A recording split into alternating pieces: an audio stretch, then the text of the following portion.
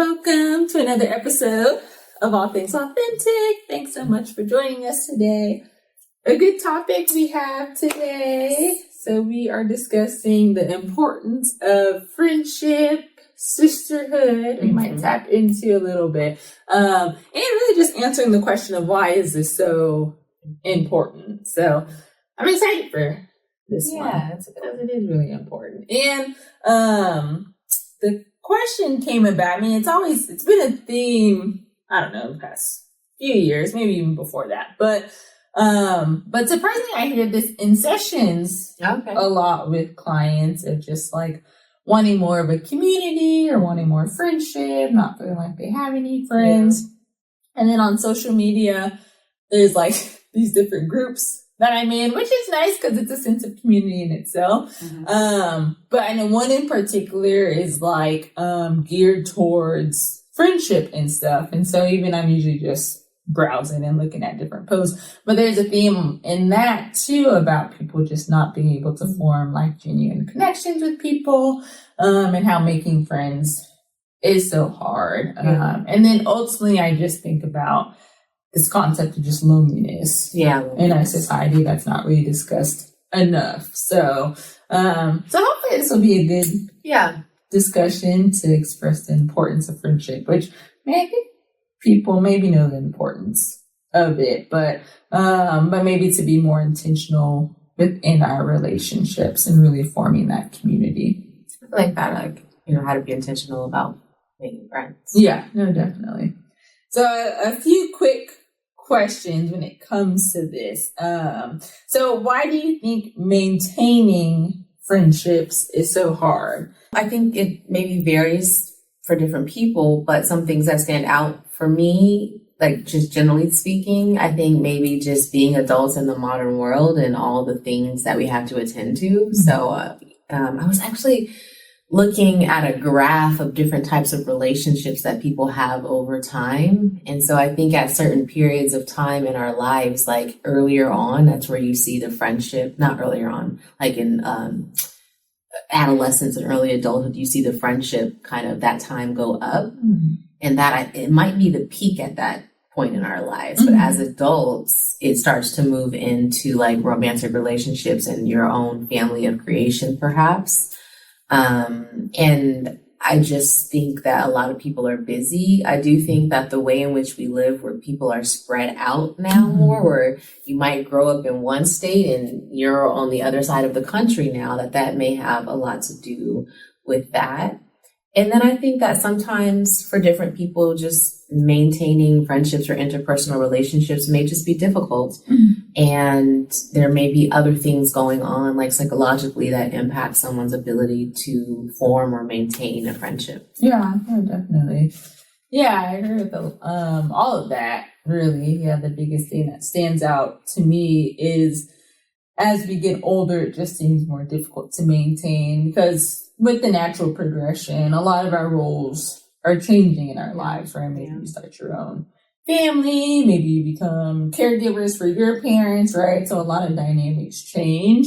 You have to start working more. And so all that comes at the risk of like less time, I think. And I feel that our friendships and other relationships are maybe one of the first things that kind of takes a sacrifice, as well as I think just self-care kind of takes a sacrifice too. But I think those friendships take a sacrifice. So it takes more effort to maintain, especially if it's across states or you don't live as close. But I've been recognized too, like sometimes you can live up the street from I have been guilty of that. Right? And it's girl.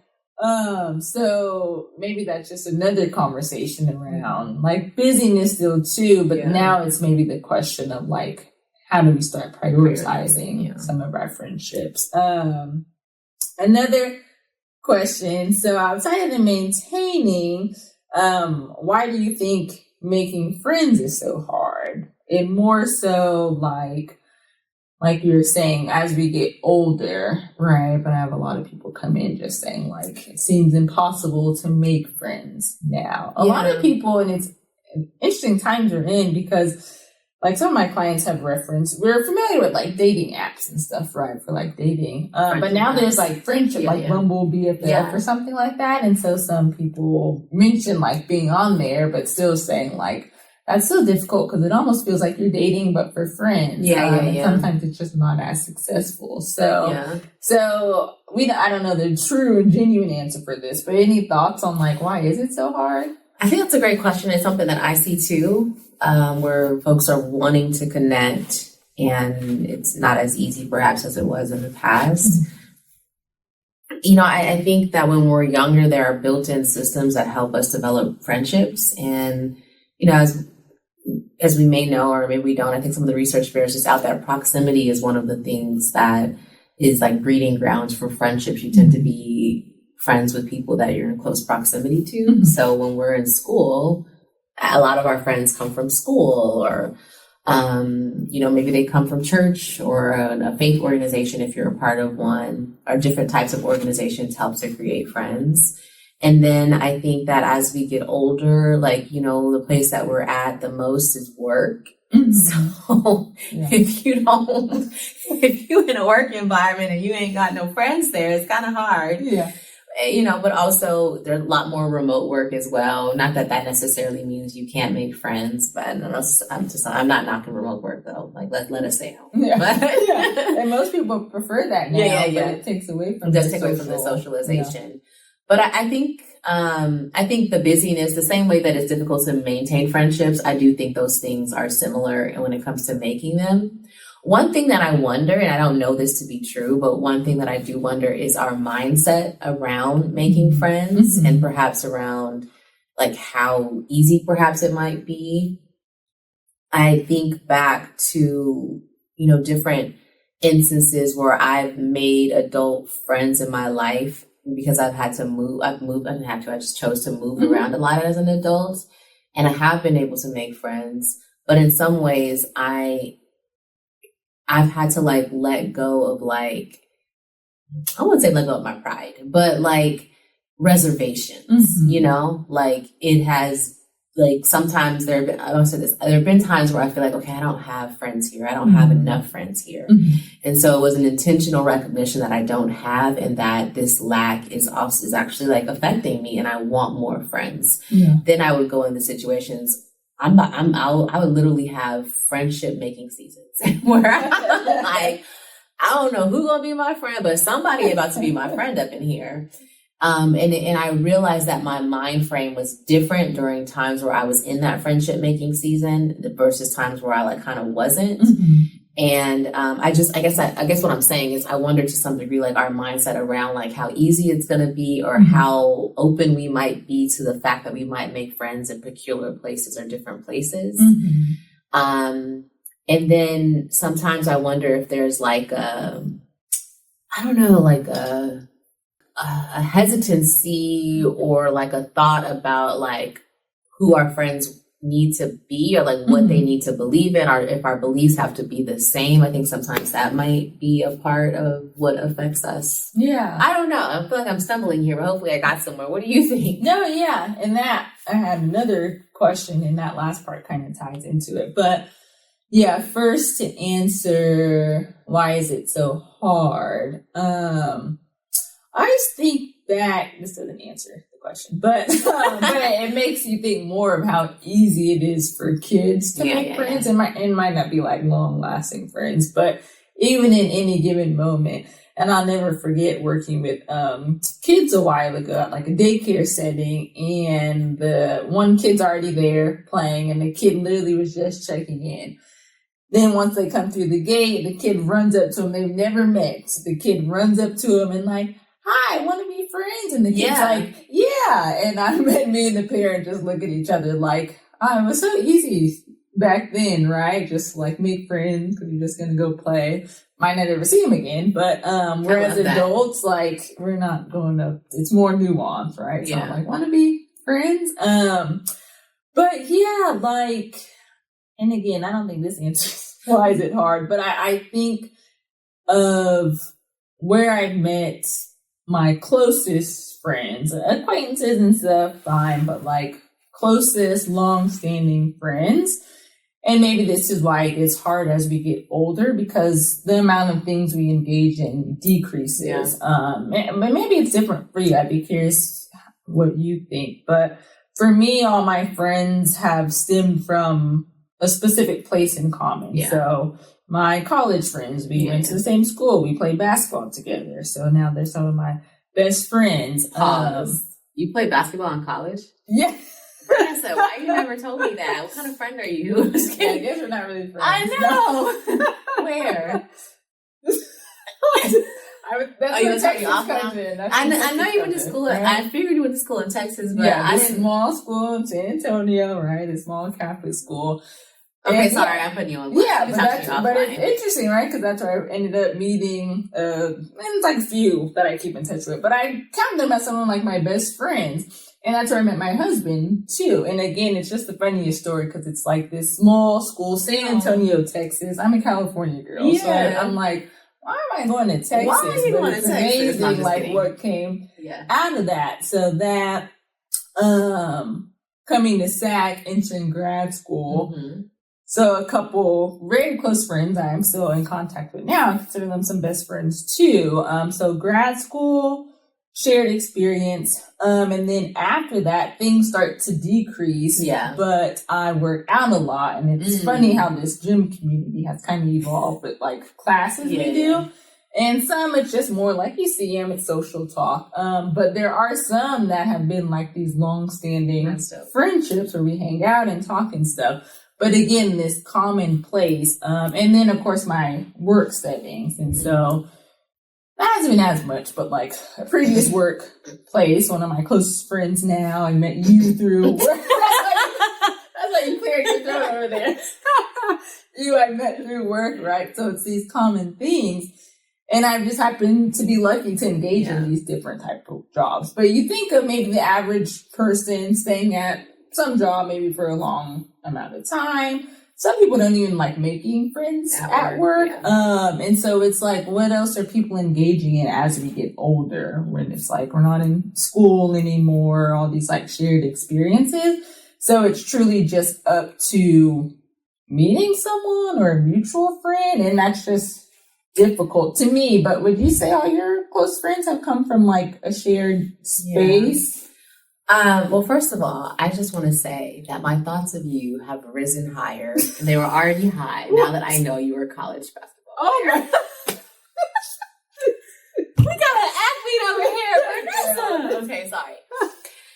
Anyways, to answer your question, a lot of my friends, I do kind of think about them in terms of like where I was at, and they're usually tied to a location because I've moved. And so, yes, a lot of my friends do come from different places, like shared experiences. I have my childhood friends, and those came from schools. We went to schools, different schools together.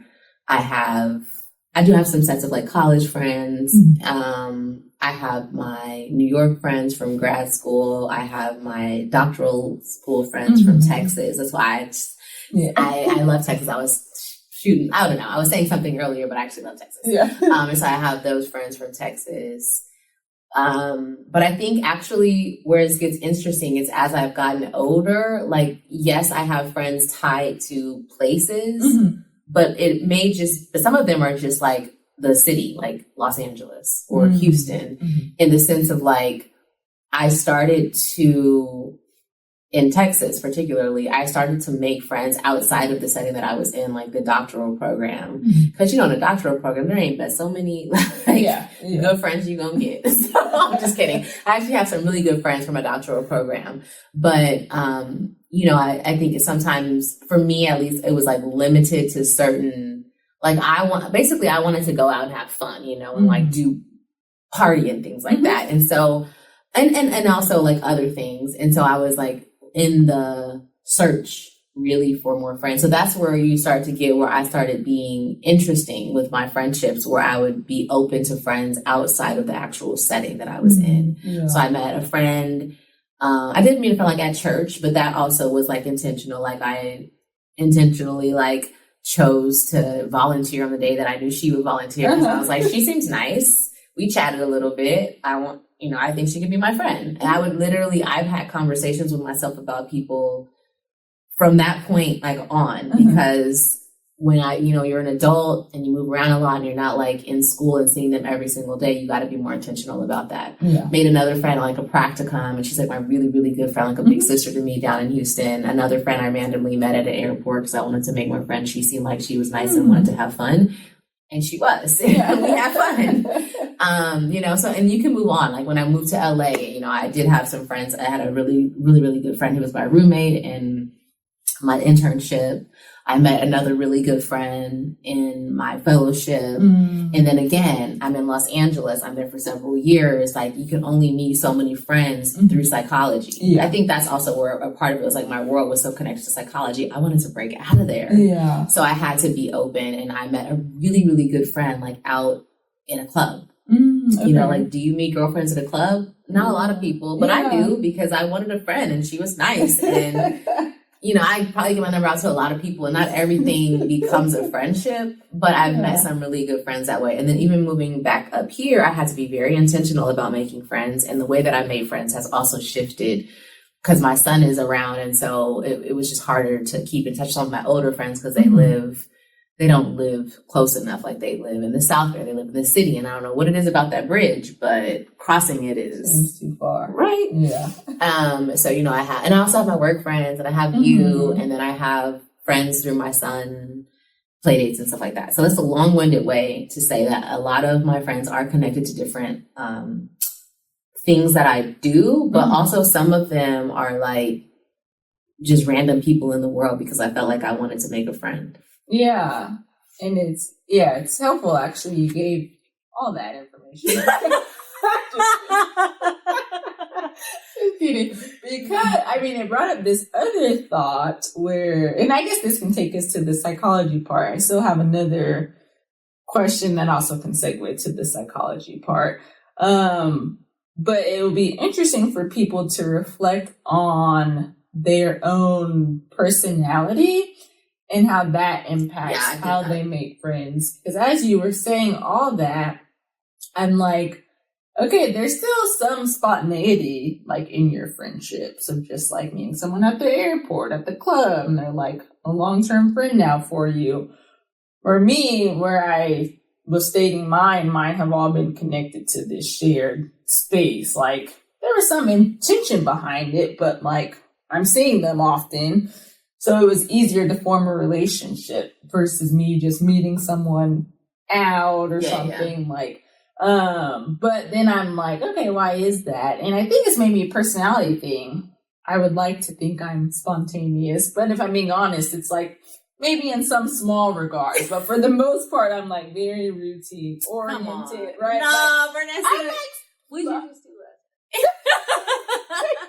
We don't need to tell that was playing a little, but okay. But last minute, but but just like, meet someone at the club or something. Maybe I'll talk to them there, but like, I wouldn't ever think that, okay, we're going to keep in touch, or, so there's like a spontaneity and openness, it sounds like, with your personality that allowed you to make friends in different spaces too. Yeah. And so that can maybe touch on like, maybe with a lot of these questions of like maintaining friendships, making friendships. I think making friendships and maintaining is just hard on the surface level, but there are maybe some layers of like personality that maybe prevent us from being more open and be. Yeah, and I think that people, should lean into their personality and what naturally makes sense to you. I think that I don't know. I guess I can become spontaneous. I don't know that I guess I am sometimes, but I definitely was open. And I think it was definitely during phases in my life where I was like intentional about like, I like really, really wanted to make friends, and I wasn't gonna like, I guess I am at this point, like, oh yeah, like someone seems nice, like we'll exchange numbers. Like, I'll give my number probably to anybody. It doesn't mean that we're gonna be friends. You know what I mean? But just giving number to anyone is a little concerning, but we'll save that. I'm just saying, like, I'll give it to some, like, I will be. Like boundaries. I mean, I never thought about that because I did have one of my really good friends did not give me her number when we met. And this is like a really like, I was like, this girl. It wasn't just me. It was like a group of us and all of us were giving each other numbers, right? And she didn't. And I'm telling the story because like we talk about it or whatever. But later on, like a couple months later, we ended up being in the same space because we were going to be in the same situation for a long time. And she, the one who didn't give out her number and gave her email, and I was like, I'm not about to email no girl. Like, okay, I'm just not. I'm not even going to call these girls anyway because I'm going back home for several months. I don't need their friendship right now. But when I come back, I'm going to need some friendship. Yeah. But I was like, I'm not pressed for your number. But anyways, she gave the email. Long story short, she became like my very best friend, like my soul sister. And so I do think, while she wasn't like spontaneous in giving out her number and I was, later on we met on like we reconnected and we were in like the same space. And so it was not easy because there was plenty of people in that same space that I wasn't best friends with, but there was something deeper that we connected to. So I guess I just say that because I wouldn't want people to think like, oh, I gotta go give out my number and be spontaneous because that's not you. Yeah. Be you, whatever that is. Yeah, definitely. And kind of goes back to this question, and maybe we can discuss if there's some psychology behind this, but I'm curious, do you think our expectations for a friendship kind of lead us to not being able to maintain or making it harder for us to make friendships? So I guess in your perspective, but there's probably some psychology around that too, of like the expectations of friendship, what a friendship actually should look like and what it means. I presume our expectations impact like everything we do. And so I would say that it does affect our friendships. And I imagine that every person has to like know that for themselves. Can you think about like how your expectations maybe have affected your friendship making or maintenance? I think it helps me maintain, but also weed out. Yeah. Not in a bad way where I'm just trying to cut people off, but that's my own boundary I had to have with it, where I'm just big on reciprocity, but really more so because, and I've stated this before, I feel like I will and can show up for others in a big way and just consider it. And I don't have a huge expectation for people to give as much as I can give, but I would expect some reciprocity with it. And it's not always this give or take, but in friendship, sometimes it kind of is. Right? But sometimes maybe one's more giving than the other. But when I just feel like, okay, it's never anything. Why am I always the one that has to plan? So why do I always have to reach out for years on end, right? It's like, okay, it's too much. So I think, it's easy for me to say about myself, but I think my expectations are reasonable. Where I see this being an issue is some people do have extremely high expectations for friendships, and that starts to make it difficult. And it's like there's a lot of different variables, right? Again, when we think about these life roles that we're in, people are in different life roles. So sometimes someone with kids and someone without kids, it's difficult for maybe some person without kids to realize that the time is not the same. So how do we still make this work?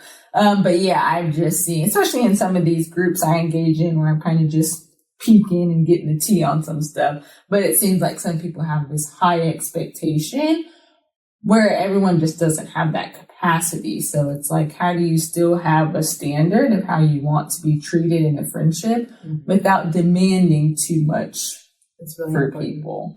Thanks for tapping in to All Things Authentic. Make sure you subscribe to the channel. For full episodes, find All Things Authentic on your favorite podcast listening platform.